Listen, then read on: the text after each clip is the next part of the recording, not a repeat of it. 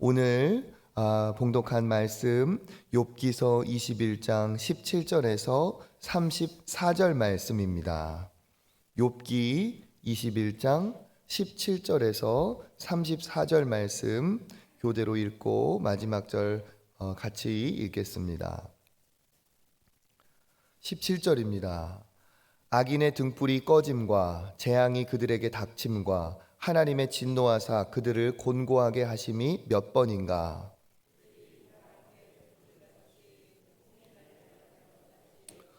하나님은 그의 죄악을 그의 자손들을 위하여 쌓아두시며 그에게 갚으실 것을 알게 하시기를 원하노라. 자기의 멸망을 자기의 눈으로 보게 하며 전능자의 진노를 마시게 할 것이니라. 그의 달수가 다하면 자기 집에 대하여 무슨 관계가 있겠느냐. 그러나 하나님께서는 높은 자들을 심판하시나니 누가 능히 하나님께 지식을 가르치겠느냐. 어떤 사람은 죽도록 기운이 충실하여 안전하며 평안하고 그의 그릇에는 젖이 가득하며 그의 골수는 유택하고 어떤 사람은 마음의 고통을 품고 죽음으로 행복을 맛보지 못하는도다. 이 둘이 매 한 가지로 흙 속에 눕고 그들 위에 구더기가 덮이는구나. 내가 너희의 생각을 알고 너희가 나를 해하려는 속셈도 아노라. 너희의 말이 귀인의 집이 어디 있으며 악인이 살던 장막이 어디 있느냐 하는구나. 너희가 길 가는 사람들에게 묻지 아니하였느냐. 그들의 증거를 알지 못하느냐. 악인은 재난의 날을 위하여 남겨둔 바 되었고 진노의 날을 향하여 끌려가느니라. 누가 능히 그의 면전에서 그의 길을 알려주며 누가 그의 소행을 보응하랴. 그를 무덤으로 메어가고 사람이 그 무덤을 지키리라. 그는 골짜기에 흙덩이를 달게 여기리니 많은 사람들이 그보다 앞서갔으며 모든 사람들이 그의 뒤에 줄 지었느니라. 그런데도 너희는 나를 헛되이 위로하려느냐. 너희 대답은 거짓일 뿐이니라. 아멘. 오늘도 이 아침에 나오신 모든 분들에게 하나님의 은혜와 복이 넘치시기를 주님의 이름으로 축복합니다. 또 온라인으로 영상으로 보시는 분들에게도 또 하나님께서 은혜 주시기를 원합니다. 월요일 이렇게 아침에 나오시는 분들은 더 하나님을 사랑하시는 분인 줄 믿습니다. 그렇죠? 우리끼리 얘기지만 하나님께서 큰 은혜를 주실 줄 믿습니다. 오늘 말씀은 욥기서에서 소발이라는 사람이 욥에 대해 악인이 망한다 그러면서 네가 이렇게 고통당하는 건 네가 악인이기 때문에 아니냐 하면서 계속 그를 몰아붙이고 있죠. 거기에 욥이 21장에 들어가서 다시 한번 자기의 입장을 변론하는 부분입니다. 우리 21장의 17절을 같이 한번 읽어보겠습니다. 악인의 등불이 꺼짐과 재앙이 그들에게 닥침과 하나님의 한 진노하사 그들을 곤고하심이 몇 번인가. 이 내용은 질문이죠. 질문 몇 번인가. 그러니까 이 질문은 반어적인 질문입니다. 욥도 이렇게 친구들의 계속 악담을 듣다 보니까 마음이 격해지고 그가 얘기하는 것도 점점 이렇게 조금 극단적인 표현들이 등장을 하고 있습니다. 그러니까 몇 번인가 하는 이 질문은 거의 없다라는 뜻이죠. 무엇이 거의 없다는 뜻입니까? 악인의 등불이 꺼짐과 재앙이 그들에게 닥침과, 그러니까 악인의 등불이 꺼지고 재앙이 그들에게 닥쳤다는 것은 악인이 심판받아서 정말 고난을 당하고 살아있는 동안 악함의 대가를 받는 것이 몇 번이나 되느냐. 하나님이 진노하사 그들을 곤고하게 하심이 몇 번이나 되느냐. 지금 친구들은 악인이니까 네가 고통을 당한다 이렇게 얘기를 하는데 자기를 이렇게 반어적으로 지금 변론을 하고 있죠. 그럼 악인이라고 다 고통 당하냐? 그런 얘기를 하고 있습니다. 그러니까 이걸 역으로 뒤집으면 의인 중에서도 고통을 당할 수가 있고 반대로 악인이지만 형통한 사람도 존재하는 것 아니냐라고 이야기를 하는 거죠. 그러면서 그 내용이 때로는 반어적으로 때로는 이렇게 직설적으로 표현이 됩니다. 그러니까 18절에 보면 바람 앞에 건불같이 폭풍에 날려가는 겨같이 되었도다. 이것도 되었다는 게 아니라 그래 되었다, 진짜 그렇게 되었구나 하는 식으로 우리가 봐야 돼요. 그러니까 그 악인이 바람 앞에 건물같이 날아가 버리고 폭풍 앞에 날려가는 겨같이 진짜 되었구나, 안 되었다는 거죠. 19절에 하나님은 그의 죄악을 그의 자손들을 위하여 쌓아두시며 그에게 갚으실 것을 알게 하시기를 원하노라. 그러니까 그 악한 사람들이 다 자기가 행한 대로 벌을 받지 않고 세상을 떠나는 경우가 있으니까 그 자녀들이라도 나도 벌 받기를 원한다. 악한 자들에 대한 하나님의 심판이 이루어지기를 원한다는 뜻이죠. 20절에 자기의 멸망을 자기 눈으로 보게 하며 전능자의 진노를 마시게 할 것이니라. 그런 멸망과 하나님의 진노가 있었으면 참 좋겠다. 그런데 21절, 그의 달수가 다하면 자기 집에 대하여 무슨 관계가 있겠느냐, 죽으면은 무슨 상관이 있게 무슨 소용이냐, 그런 얘기고, 22절 읽어보겠습니다. 그러나 하나님께서는 높은 자들을 심판하시나니 누가 능히 하나님께 지식을 가르치겠느냐. 아멘. 그러니까 지금 여기까지는 악인들이 다 멸망하는 것 아니지 않느냐, 나도 그렇게 되기를 원하지만 실제는 그렇게 되지 않는다, 현실은 그렇게 되지 않는다. 그러면서도 22절에 하나님께서 높은 자들까지 다 심판을 하시는데 하나님이 하시는 것을 누가 이래라 저래라 우리가 얘기하는 것처럼 감나라 대추나라 하나님이 하시는데 그것을 우리가 어떻게 하나님께 가르치고 이렇게 해달라고 하겠느냐. 하나님의 뜻 안에 있다. 즉 악인이 살아있는 동안 처벌을 나도 받기를 원하지만, 멸망당하기를 원하지만, 악인이라도 이 세상에 사는 동안 다 그런 것은 아니더라. 마찬가지로 의인이라도 고난을 당할 수가 있다. 그렇게 하시는 하나님의 뜻을 우리가 어떻게 헤아릴 수 있겠느냐, 그것을 어떻게 다 하나님 앞에 가르치겠느냐, 그럴 수 없다는 거죠. 그러면서 여러 사람의 모습, 어떤 사람은 이렇고 어떤 사람은 그러지 않느냐, 그 뒤에 이야기를 합니다. 23절에 보니까 어떤 사람은 죽도록 기운이 충실하여 안전하며 평안하고 그의 그릇에는 젖이 가득하며 그의 골수는 윤택하고. 그러니까 어떤 사람은 죽도록 잘 산다는 거예요, 못 산다는 거예요? 잘 산다는 거죠. 이 어떤 사람은 악인일 수도 있습니다. 그러니까 악한 사람이라도 죽도록 잘 사는 사람이 있더라. 그리고 그 밑에 보니까 또 어떤 사람은 25절에 마음의 고통을 품고 죽음으로 행복을 맛보지 못하는도다. 이 어떤 사람은 혹 의인일 수도 있는 거죠. 의로운 자 중에서도 그가 마음의 고통을 가지고 세상을 떠나는 자들을 내가 봤다. 그러니까 26절, 이 둘이 매 한 가지로, 그러니까 그렇게 살든 이렇게 살든 죽음을 맞이해서 그렇게 그들이 흙 속에 눕고 그 위에 구더기가 덮이는구나. 죽음 앞에서는 다 똑같더라.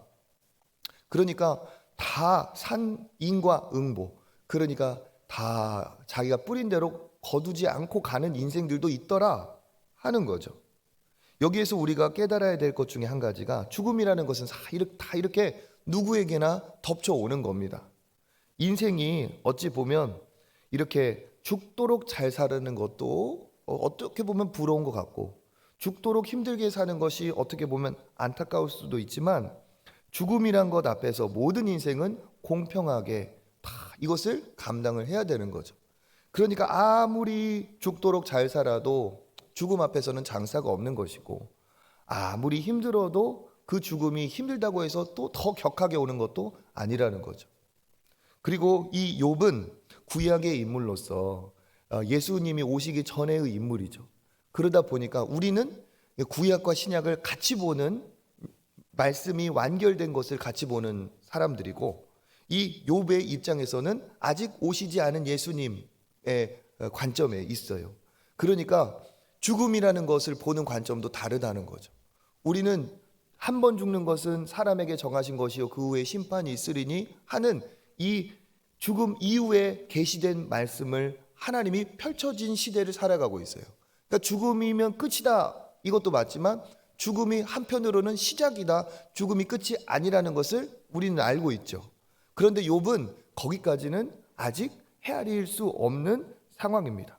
그러니까 죽으면 끝이지 않느냐 하는 이 욥의 입장에서 볼 때는 잘 살든 못 살든 죽음이면 끝인데, 그 다음에 무슨 일이 일어나겠느냐 하는 그의 안타까운 마음도 우리가 또 엿볼 수가 있습니다.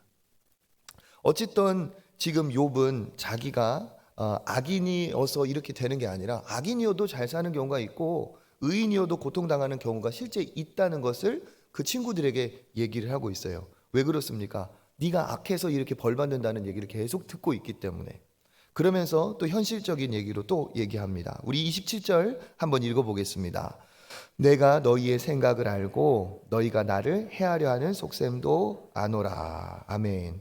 그러면서 지금 너희가 나를 속셈을 가지고 이야기한다. 의도를 갖고 지금 얘기를 하는 것이다. 나를 해하려는, 지금 매도하려는 속셈을 가지고 계속 얘기하고 있지 않느냐. 28절에 너희 말이 귀인의 집이 어디 있으며 악인이 살던 장막이 어디 있느냐 하는구나. 그러니까 권세자든 악인이 살던 장막은 다 없어진 것처럼 얘기를 한다. 그런데 29절에 보니까 길 가는 사람들에게 물어봐라. 그들도 다 그렇게 증거를 하는지 물어봐라. 그러면서 30절에 악인이 재난의 날, 진노의 날을 향해서 다 끌려가더냐. 30절에 누가 악인에게 악한 길을 다 네가 악하구나 하면서 알려주고 그 행위에 대해서 복수하는 사람이 어디 있느냐. 비슷한 말 32절, 33절 연결이 됩니다. 무덤으로 내려가는 것도 그냥 다 똑같더라. 악인이 망한다는 너희의 대답은 믿을 수가 없는 거짓일 뿐이다 하면서 34절에 이야기를 합니다. 그러니까 이 욥 역시도 자기의 정말 억울함을 증명하기 위해서 좀 극단적으로 얘기를 하고 있어요. 마치 악인들이 전부 다 심판을 당하지 않는 것처럼, 어쩌면 악인도 죽을 때까지 다 안 망하는 것처럼 얘기하고 있지만 또 그건 너무 극단적인 이야기죠.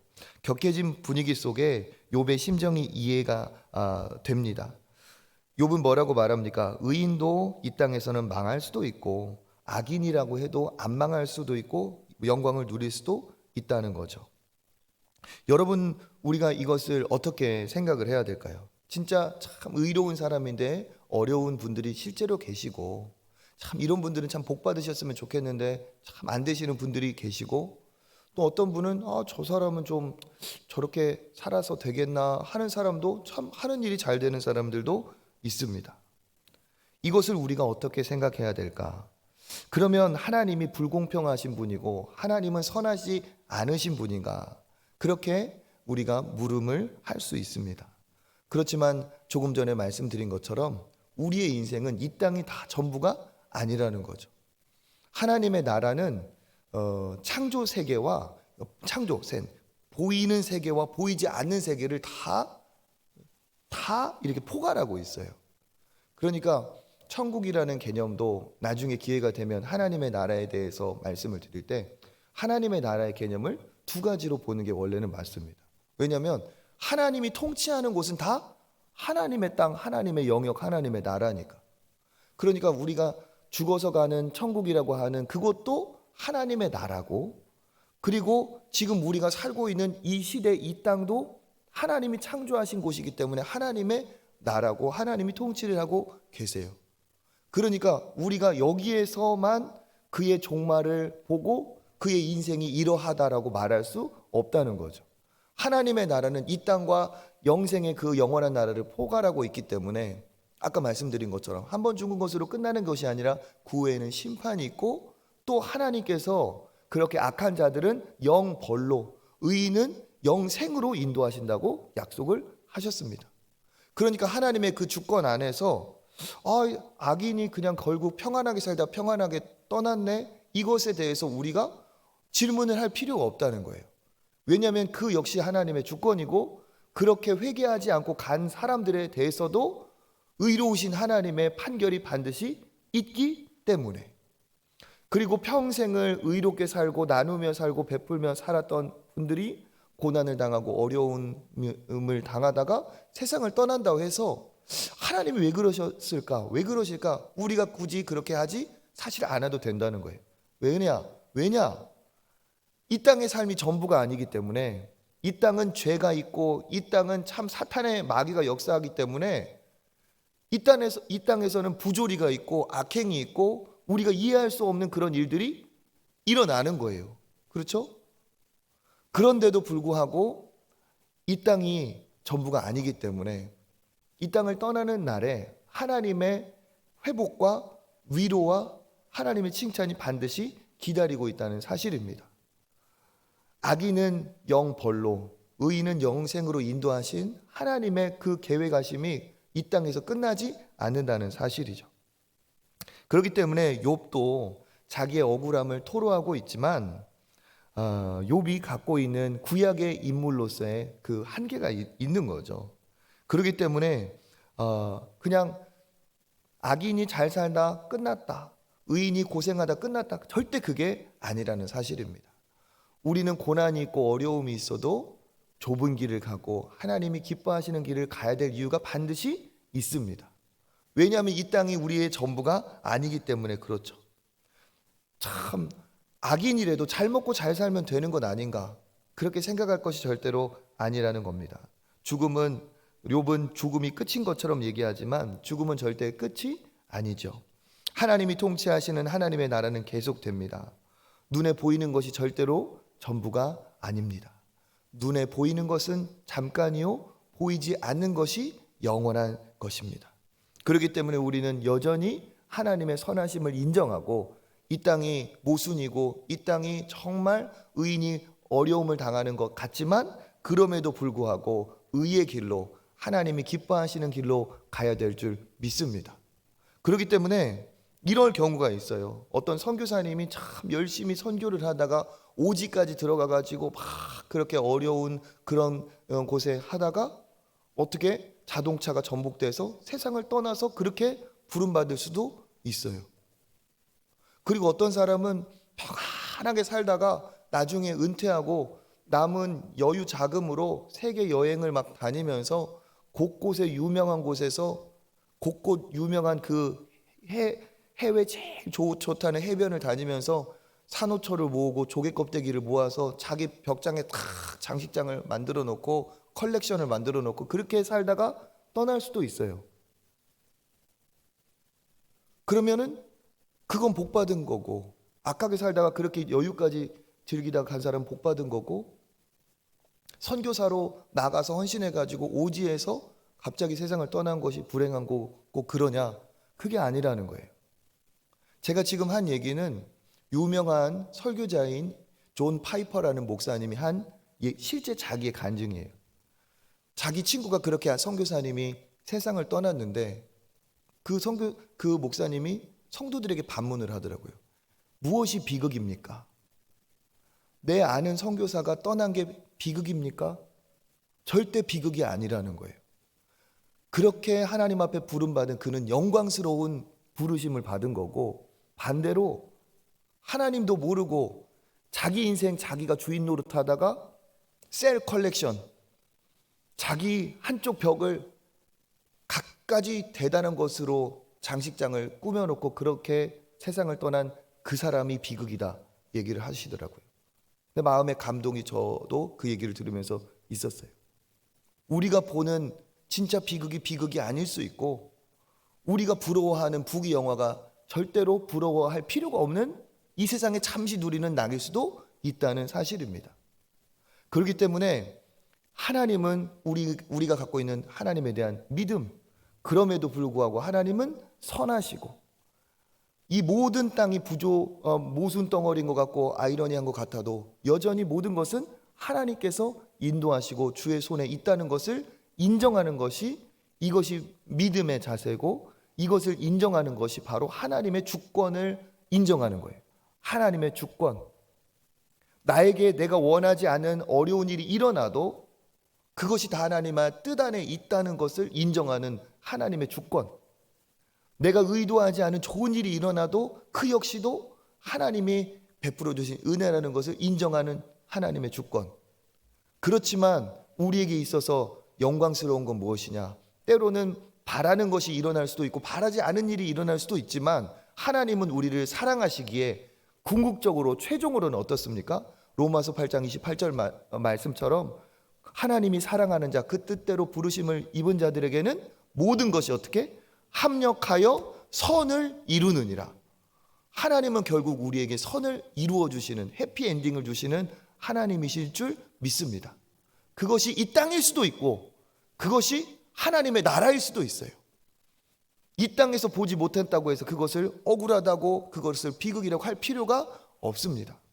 우리는 어찌하든지 하나님이 가라고 하신 길을 가는 것이 목적이지, 이 땅에서 내가 뿌린 것을 얻고 먹고 다 거두는 것이 우리의 뜻이 아니라는 거죠.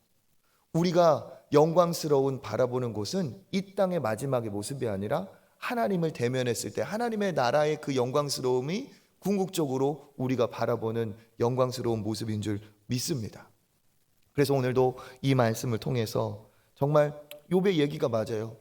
어떤 사람은 그렇게 안 해도 될 것 같은데 엄청 잘 나가고 복을 받고, 어떤 사람은 참 하나님 복을 주셨으면 좋겠는데 어렵고, 그렇지만 내가 혹은 그런 사람이라 할지라도 그럼에도 불구하고 하나님은 선하시고, 하나님은 그럼에도 불구하고 나를 사랑하시고 결국에는 하나님께서 나에게 좋은 것을 주실 것이다 하는 믿음을 가지고 우리가 의의 길, 좁은 길, 하나님이 기뻐하시는 길을 가야 될 줄 믿습니다.